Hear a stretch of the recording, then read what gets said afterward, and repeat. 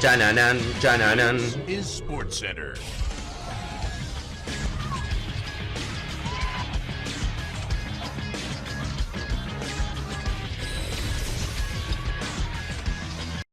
Hola gente, ¿cómo andan? Un saludo grande para todos, yo soy Sanio, les traigo un nuevo video al canal.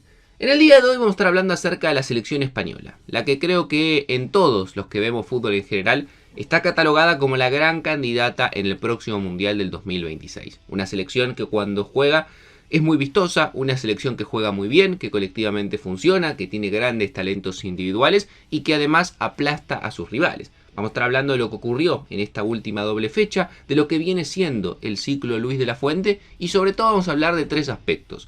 Las principales virtudes que tiene esta España, los puntos débiles para mí que puede llegar a tener la selección española y sobre todas las cosas también los principales competidores que va a tener en el próximo Mundial. Así que espero que les guste la idea, que me dejen su opinión y análisis en los comentarios, que se suscriban al canal activando la campanita y que me sigan en las redes sociales. Y sin dar mucha vuelta, comenzamos con la idea del video. Creo que hay algo que nadie puede negar. Hoy en día España es la gran candidata a ganar el próximo Mundial. Si uno hace una encuesta, si uno rápidamente piensa por lo que viene siendo los últimos resultados, por lo que viene siendo el rendimiento de los equipos y por lo que viene siendo también la aparición de grandes jugadores, España es el nombre que rápidamente se te viene a la cabeza. Después te puede gustar más Ancelotti con Vinicius, Rafinha si logra encontrarle su camino a la selección brasilera. Te puede gustar Portugal como revelación con el último mundial de Cristiano Ronaldo, además que acaban de ganar la UEFA Nation League. Te puede gustar Inglaterra con Bellingham, con Palmer y muchos otros cracks de la Premier.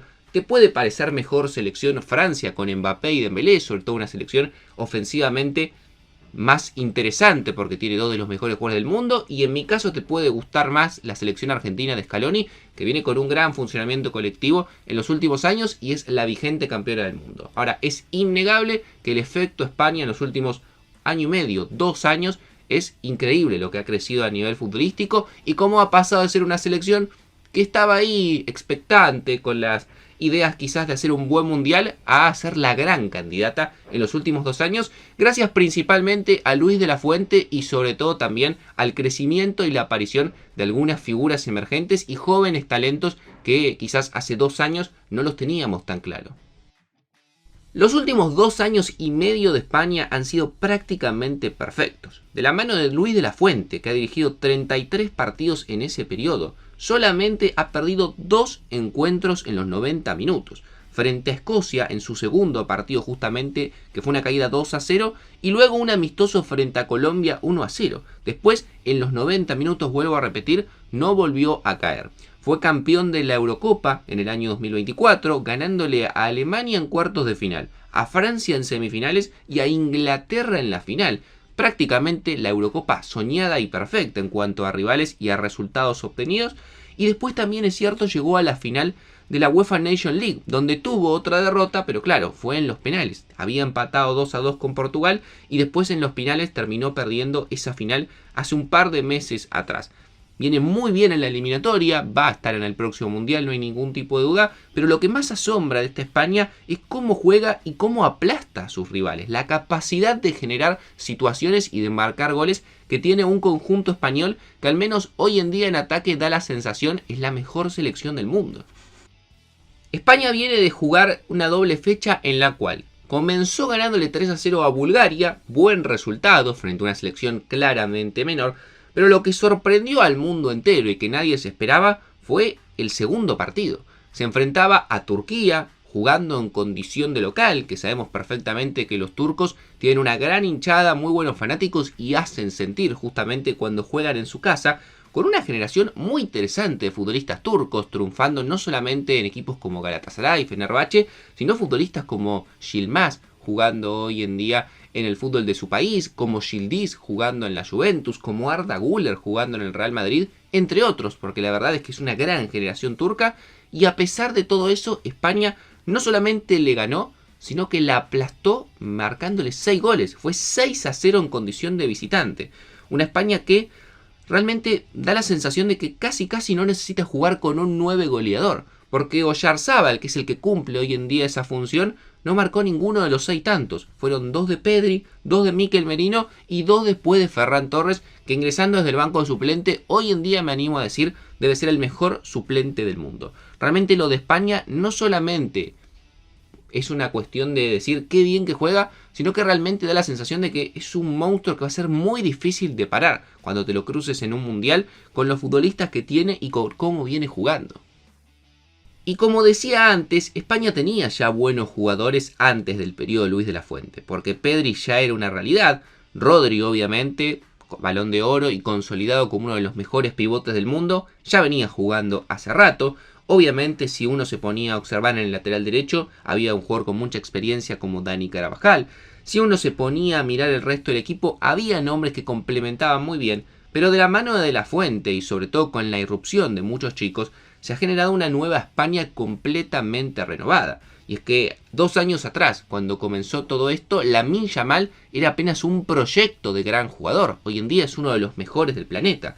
Nico Williams empezaba a hacer sus primeras armas en Bilbao. Hoy en día es el complemento ideal por la banda izquierda que tiene justamente el futbolista de Barcelona.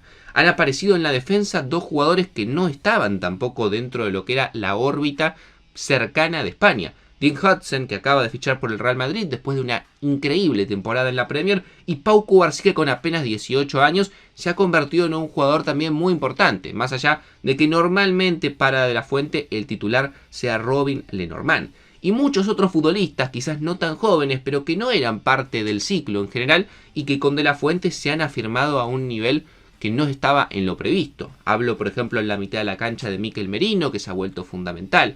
También de Zubimendi, que ha llegado al Arsenal ahora y que es un jugador muy importante. No estuvo en esta convocatoria, pero Fabián Ruiz, evidentemente, y su crecimiento exponencial en estos últimos 2 años en Paris Saint-Germain lo han transformado en un jugador fundamental. Realmente España hoy en día en todas sus líneas tiene jugadores en un altísimo nivel. Hasta Marc Cucurella, que en un momento era un meme y era sumamente criticado, hoy en día se ha convertido en uno de los mejores laterales de la Premier y en un jugador fundamental en esta España.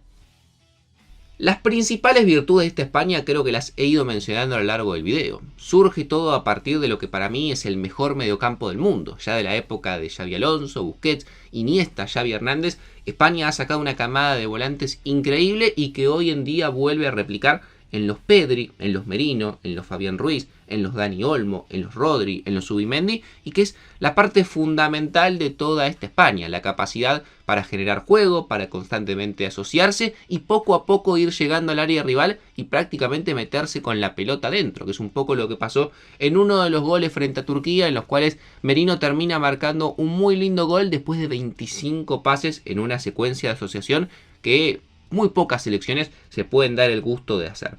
Obviamente también depende y mucho del desequilibrio individual que le aportan las bandas. Y no hablo solamente de Lamine Yamal y Nico Williams, que son 2 jugadores que hoy en día le dan esa chispa y esa explosión a la hora de atacar, sino también de sus laterales. Cucurella lo hace muy bien y Pedro Porro también, cuando le ha tocado jugar, viene cumpliendo un buen papel, más allá que da la sensación de que Dani Carvajal seguramente va a ser el titular en lo que resta después de las eliminatorias y también si llega bien en lo que va a ser el próximo mundial. ¿Cuáles son los principales puntos débiles de España? Yo creo que son 2 y uno tendría que mencionar rápidamente. El primero tiene que ver con la cuestión de la falta de un número 9 de jerarquía. No tiene un jugador que juegue en esa posición que esté a la altura del resto de los compañeros. Y obviamente que Oyarzabal lo viene haciendo muy bien y que puede cumplir muy bien esa función y que además es un jugador fundamental en lo que es el equipo. No hay ningún tipo de duda y nadie puede decir que es un mal jugador o que España no tiene un buen delantero. Ahora bien, no está a la altura quizás de lo que es el resto del equipo. Si España tuviese un 9 letal, un gran goleador, por ejemplo, que estuviese en un momento como el de muchos de sus volantes, o un momento, por ejemplo, como el de Lamine Yamal, evidentemente creo que España sería todavía más interesante y una selección todavía más de temer. Vuelvo a decir, no es que Oyarzabal lo haga mal o Ferran Torres cuando le toque ingresar lo haga mal, pero está claro que a España le cuesta encontrar ese número 9 o ese centro delantero que pueda ocupar ese lugar que hace rato desde futbolistas como, no sé, David Villas, Fernando Torres o hasta si quieren Diego Costa no ha podido suplir con un 9 de calidad. Y la otra cuestión que me parece que está a los ojos y a las claras es que España es una selección que ataca muy bien, pero que le cuesta mucho el retroceso y que defensivamente, más allá de tener jugadores con mucho potencial, como los ya mencionados Hodgson o Cubarsí, sigue siendo una selección que frente a otros grandes equipos es bastante endeble. Y lo vimos en la última UEFA Nation League. Frente a Suiza ganó 3-2, recibió 2 goles. Frente a Países Bajos empató 3-3 y se fue a los penales, recibió 3 goles. Frente a Francia ganó 5-4, recibió 4 goles. Y frente a Portugal empató 2-2 y recibió 2 goles. Es decir, en 4 partidos la selección española terminó recibiendo, si las cuentas no me hacen mal, 11 goles. Es mucho para una selección que quiere realmente ser campeona y que va a enfrentarse a las mejores. Obviamente, el atacar constantemente te hace más vulnerable a cuestiones ofensivas por parte del rival y a las contras y si quedas mal parado o si defendés muy arriba. Eso lo sabemos todos y que España se defiende mucho más con la pelota que defendiendo posicionalmente. Ahora vuelvo a repetir, hay momentos de los partidos de España que da la sensación de que no defiende nadie y que cada vez que lo atacan tranquilamente puede terminar en gol. Son cuestiones que De La Fuente va a tener que ajustar. Porque si vas a estar jugando al 1 contra 1 y que cada vez que te ataquen te metan un gol y que vos cada vez que ataques estás obligado a meter gol, en algún momento te va a salir mal y vas a terminar perdiendo. Pero me gustaría leer su opinión en los comentarios. ¿Coinciden conmigo que hoy España es la gran candidata al próximo mundial? La selección que todos queremos ver y al mismo tiempo nadie se quiere cruzar. ¿O piensan que todavía Argentina, Francia, Inglaterra, Brasil u otra están un escalón por encima y siguen siendo más candidatas que la selección española? Suscríbanse al canal, activen la campanita, síganme en las redes sociales y sin dar muchas vueltas los dejo por hoy y los veo mañana en otro video.